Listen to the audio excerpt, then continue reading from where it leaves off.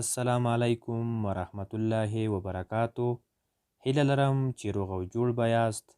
ګرانو زده کوونکو، د لیک او لوست اسانه زده کړې په نوم کورس کې مو درته د پی توري کې د پیل موضوع راوړې ده.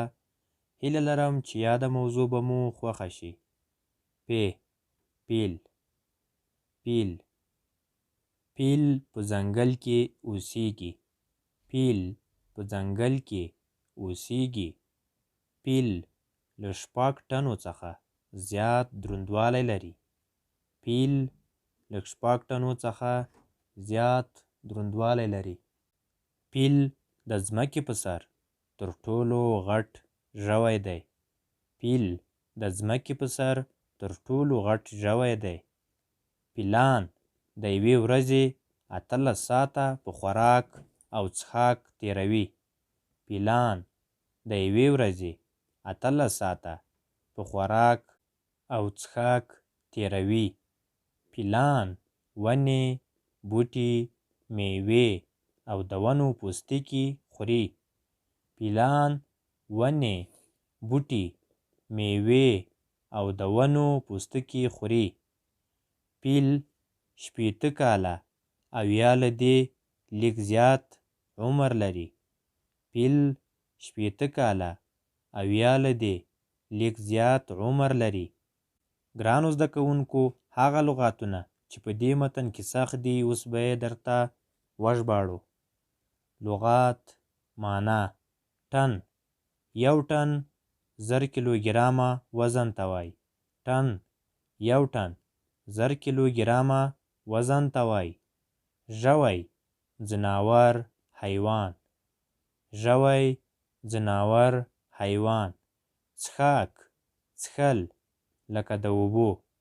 څښاک، څښل، لکه د اوبو.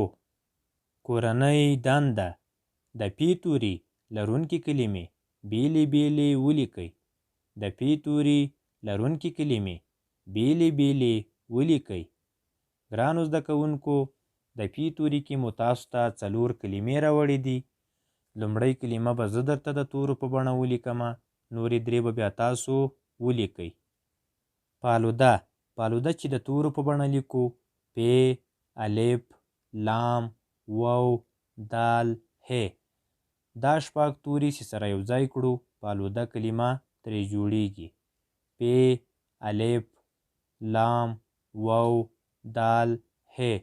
دا 6 توري چې سره یو ځای کړو فالوده کلمه ترې جوړیږي. نورې 3 کلمې: فوټبال، فکر، فرمان.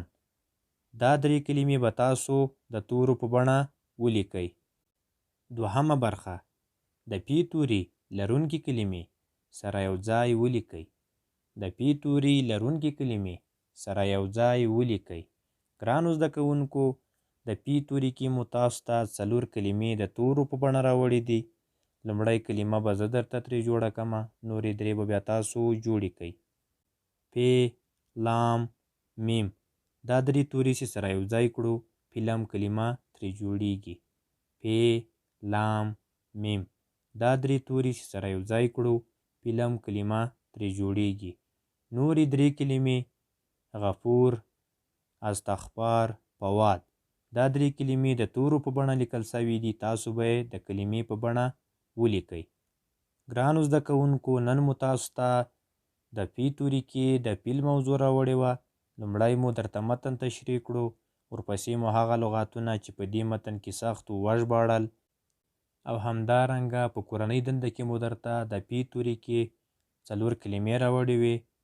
لومړی کلمه ما درته د تورو په بڼه ولیکله، نورې 3 مو تاسو ته کورنۍ دنده درکړه.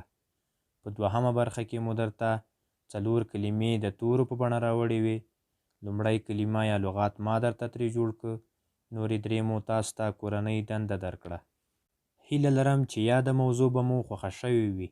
ګرانو زده کوونکو، د پیل موضوع ځان سره 10 ځله تکرار کړئ ترڅو په اسانۍ سره وکولای شئ لیک او لوست زده کړئ.